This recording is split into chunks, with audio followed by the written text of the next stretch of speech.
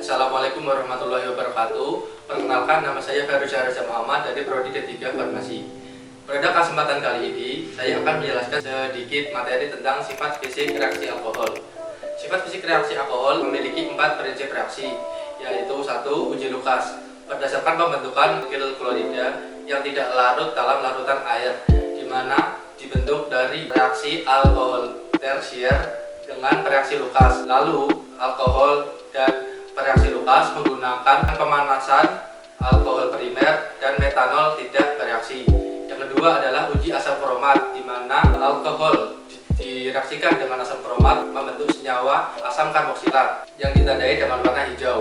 Sedangkan alkohol sekunder yang direaksikan dengan asam kromat membentuk senyawa keton dengan warna orange. Alkohol tersier tidak akan bereaksi dengan asam kromat. Yang ketiga adalah uji FeCl3, di mana reaksi gugus aromatik dengan FeCl3 membentuk larutan berwarna hitam. Yang keempat adalah uji keasaman, di mana pH yang dilihat dari skala pH dengan senyawa fenol lebih asam daripada alkohol. Yang kedua yaitu adalah cara kerja. Dalam mengidentifikasi sifat fisik reaksi alkohol terdapat 3 cara kerja yang untuk menentukannya. Yang pertama yaitu tes iodoform. Sampelnya tes ini terdapat 4 sampel, yaitu etanol, propanol, lalu isopropil, dan butanol. Pertama, sampel ditambahkan dengan KI, belum digocok, sampel berwarna kuning. Kemudian setelah dicampurkan dan digocok, larutan mengalami perubahan warna. Untuk yang pertama, etanol mengalami perubahan warna menjadi kuning bening. Yang kedua adalah propanol, di mana terjadi perubahan warna menjadi kuning agak kecoklatan. Yang ketiga adalah isopropil alkohol, di mana terjadi perubahan warna menjadi kuning bening. Yang keempat adalah butanol yang mengalami perubahan warna sama saja menjadi kuning setengah agak keorenan. Warna semula dari sampel yaitu bening. Setelah dicampurkan mengalami perubahan warna. Setelah ditambahkan dengan KI, kemudian sampel ditambahkan dengan NaOH 10%. Sebelum dicampurkan dengan NaOH, warna sampel etanol berwarna kuning bening, dan setelah ditambahkan warna sampel tersebut berubah menjadi bening seperti awal semula. Begitupun juga dengan sampel yang lainnya, propanol, isopropil, dan alkohol. Semua sampel berubah warna menjadi bening seperti semula. Yang kedua adalah tes esterifikasi, di mana sampel ditambahkan dengan CH3COOH dan asam sulfat. Yang pertama, etanol. Etanol sebelum ditambahkan dengan CH3COOH dan asam sulfat, warnanya yaitu berwarna bening dan terlihat gelembung.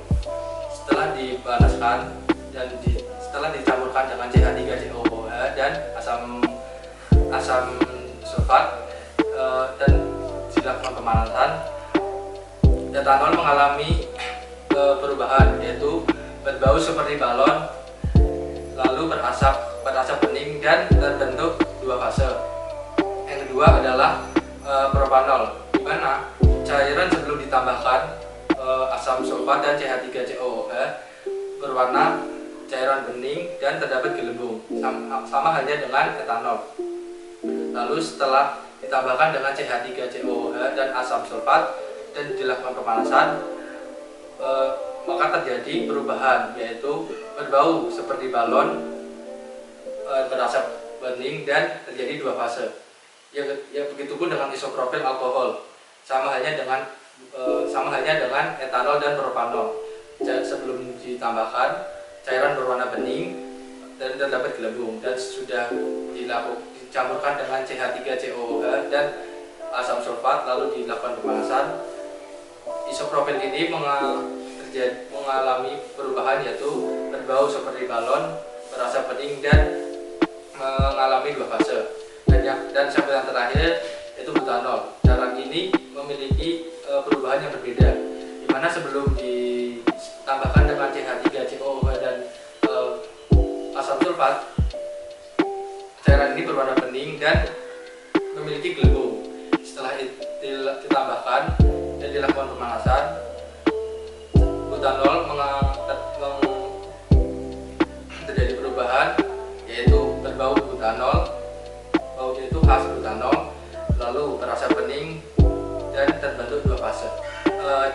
Dari uji yang saya praktekkan, alasan saya memilih sampel dan metode tersebut karena menurut saya itu adalah metode dan sampel yang mudah saya untuk pahami.